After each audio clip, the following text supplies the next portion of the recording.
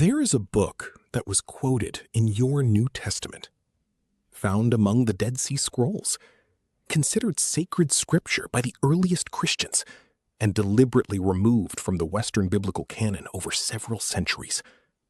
While the rest of the world forgot it, one place kept it whole and intact and sacred for over 1,500 years. Africa. Ethiopia. The continent that preserved what everyone else discarded. That book is the first book of Enoch. And today, we open it.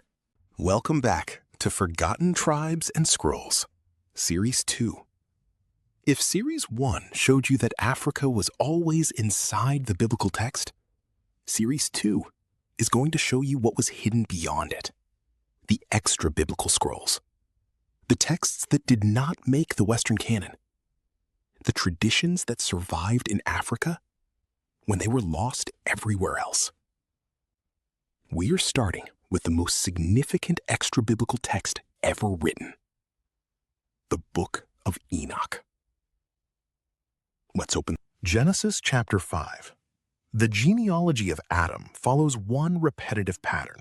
So-and-so lived for this many years, and he died, over and over, until we get to Enoch.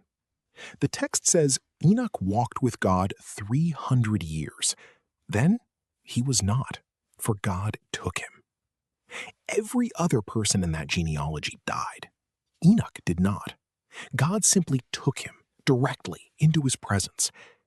In a text that takes death for granted as the universal human experience, Enoch is the exception, and the Jewish tradition built an enormous... The Book of Enoch is an ancient Jewish religious text attributed to Enoch, the great-grandfather of Noah.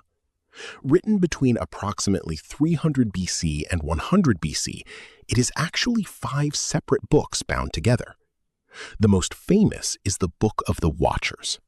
It tells the story of the sons of God mentioned in Genesis chapter 6, the divine beings who came down to earth, took human wives, and produced the Nephilim. Enoch is shown the secrets of heaven. He sees the throne of God. He sees the destiny of the fallen angels. He receives revelations about the coming judgment, and he is sent back to earth to deliver those messages. The theology is extraordinary. The angelology is detailed, and it was considered authoritative by enormous sections of the ancient Jewish and early Christian world. Here is where most people stop and stare. The Book of Enoch is not just mentioned in passing. It is directly quoted in your New Testament canon. Jude chapter 1, verses 14 and 15. Jude writes, Enoch, the seventh from Adam, prophesied, saying the Lord is coming with thousands upon thousands of his holy ones, to judge everyone and to convict all of them of their ungodly acts. That is a word-for-word quotation from the Book of Enoch, chapter 1, verse 9. Jude quoted the Book of Enoch as prophetic scripture, as the authoritative words of a prophet. And Peter, in his second letter, draws heavily on Enoch language when he writes about angels being cast into chains of darkness. The New Testament writers knew this book. They used it, they quoted it, and yet it was eventually removed from the Western biblical canon. The removal was not a single dramatic decision. It was a gradual process over several centuries. In the early church, the book was widely respected. Clement of Alexandria quoted it. Tertullian, the North African church father, explicitly defended it as scripture. But as the institutional church tightened the canon, the Book of Enoch faced increasing resistance. Its detailed angelology felt too complex to control doctrinally. Its account of the Watchers raised questions the church found difficult. And so, over time, it was moved from scripture to apocrypha. Then from apocrypha to pseudepigrapha, then simply forgotten. By the medieval period, it had disappeared from Western Christian consciousness entirely. Gone. Except in one place, Africa. While the Western Church was letting the Book of Enoch fade, the Ethiopian Orthodox Church never let it go. not for a single generation. The Ethiopian Bible contains 81 books, and the Book of Enoch sits alongside Genesis and the Gospels as Holy Scripture. It has been copied by Ethiopian monks in the ancient Ge'ez language for 1,500 years, read in church services, studied in seminaries, preserved in monasteries on remote cliff faces in the Tigray region. When Scottish explorer James Bruce traveled to Ethiopia in 1773 and brought 3 copies back to Europe, scholars were stunned. They had not seen this text for over 1,000 years, but in Ethiopia, it had never been lost. Africa kept alive what Europe discarded. The continent the world treated as spiritually peripheral was the guardian of one of the most significant texts ever written. For centuries, skeptics dismissed the Book of Enoch as a late medieval forgery invented by Ethiopian monks.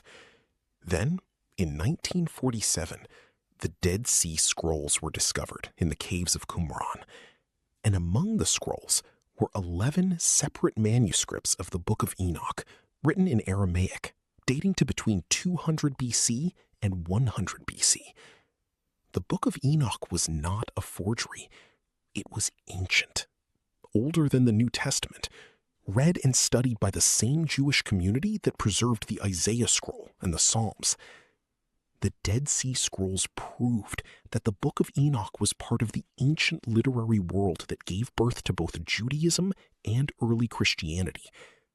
Africa did not invent this text. Africa preserved it. While the rest of the world lost it, Ethiopia held on for 1,500 years, until a desert cave confirmed that Ethiopia had been right all along. The Book of Enoch was quoted by a New Testament apostle, respected by the earliest church fathers, found among the Dead Sea Scrolls, and preserved in its most complete form in the highlands of Ethiopia by an African church that never let it go. When James Bruce carried those Ethiopian manuscripts back to Europe in 1773, he was not bringing something new. He was bringing something ancient back to a world that had forgotten it. The Western Church lost the Book of Enoch. Africa kept it. And that single fact tells you something profound about the role of the African continent in the preservation of sacred knowledge. The scrolls were always there, being kept in Africa, where they have always been kept. Subscribe to Forgotten Tribes and Scrolls. Next episode, is the Ark of the Covenant really in Ethiopia? We look at the biblical evidence, the historical record, the Kabra Nagast, and the extraordinary tradition of the guardian monk. That episode is going to open things up even further. See you there.